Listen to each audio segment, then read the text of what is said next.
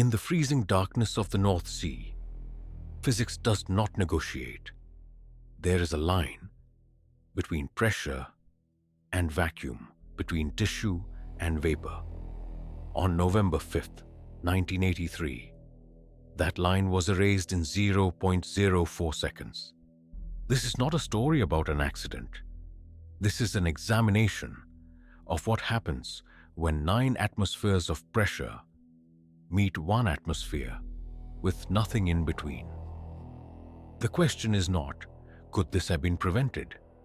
The question is, do you understand what a human body becomes when the surrounding pressure drops faster than cellular structure can respond?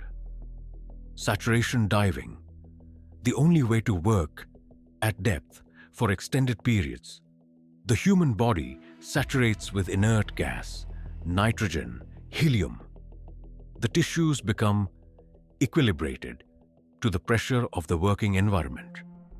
At 90 meters below the surface, the pressure is 10 atmospheres, 10 times what you're experiencing right now. The divers live in this state for weeks. They eat, sleep, exist, compressed. When the shift ends, they do not surface, they transfer through a pressurized trunk into a decompression chamber, a steel womb, where days pass as nitrogen bleeds slowly from their tissues. The numbers matter here. 9 atmospheres absolute, that is 132 pounds per square inch. The trunk connecting the bell to chamber 4 measured 24 inches in diameter, 452 square inches of surface area. At 9 atmospheres differential, that surface experiences 59,664 pounds of force, 29.8 tons, held by a single clamp mechanism designated Clamp 5. 4 divers, 2 tenders, divers 1 through 4, Truls Hellevik, Roy Lucas, Björn Bergersen, Edwin Coward. They were inside the chamber system, the living compartment, decompressing, waiting for days of slow pressure reduction. Outside, separated by the trunk and the clamp, the diving bell hung in the North Sea.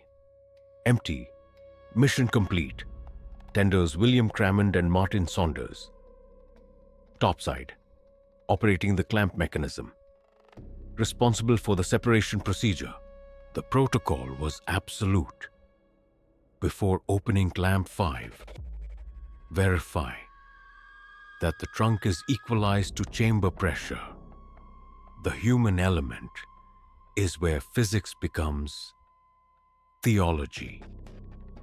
At 0400 hours, tender William Crammond began the procedure to open Clamp 5.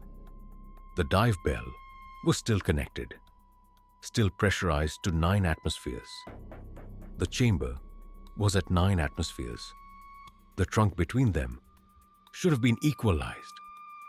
But somewhere in the execution of a checklist, the sequence collapsed. The clamp opened, not fully, 2 inches, 5.08 centimeters. The pressure differential was 8 atmospheres, 117.6 pounds per square inch. The opening, 24 inches in diameter, created an aperture of 452 square inches. The instantaneous force attempting to equalize was 53,152 pounds, 26.5 tons of atmosphere. Seeking equilibrium, the chamber air rushed outward at the speed of sound, 343 meters per second. Adiabatic expansion. The gas, doing work against the external pressure, loses thermal energy. Instantaneous cooling. Freezing fog exploded through the gap. When the chamber decompressed, the bell did not. The bell remained at 9 atmospheres. Pressurized, sealed, the differential pulled the bell violently toward the opening. The trunk became a vacuum. 53,000 pounds of suction force. The bell tore free from its moorings. Steel cables snapped. The sphere, weighing 5 tons, flew upward and slammed into the rig structure. William Cramond, standing at the clamp controls, was killed instantly, crushed between the bell and the steel framework. What happens to soft tissue when atmospheric pressure drops from 9 atmospheres to 1 in 4/100ths of a second? Dissolved nitrogen comes out of solution instantly, everywhere, in blood, in fat, in the spinal column, in the brain. This is not the bends. This is not decompression sickness. This is instantaneous phase transition. The body does not bend. It ruptures from within. The expansion ratio of dissolved gas to free gas is 9:1. Every liter of blood attempts to liberate 9 liters of nitrogen. The vessels rupture. The heart chambers tear. The brain hemorrhages in seconds. The body becomes a foam. The official report uses clinical language. Diver 1, Truls Hellevik, was subjected to differential pressure extrusion. Hellevik had been standing nearest the trunk opening. When clamp 5 opened, 53,000 pounds of force focused on the 24-inch gap. His body was forced through, not willingly, not intact. The opening was 2 feet wide. The human torso is not. The pressure differential does not accommodate skeletal structure.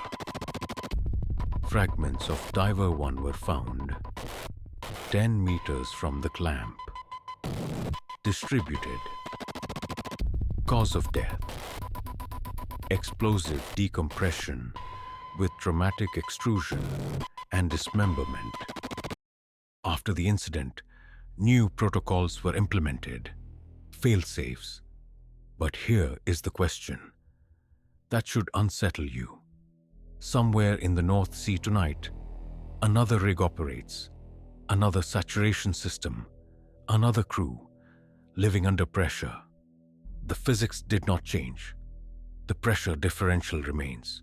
What separates them from vapor is a mechanism, a lock, a procedure. We placed our faith in engineering, in checklists. But the North Sea does not care about lessons learned. Pressure does not negotiate. And the line between tissue and vapor is not drawn by policy. It is drawn by physics.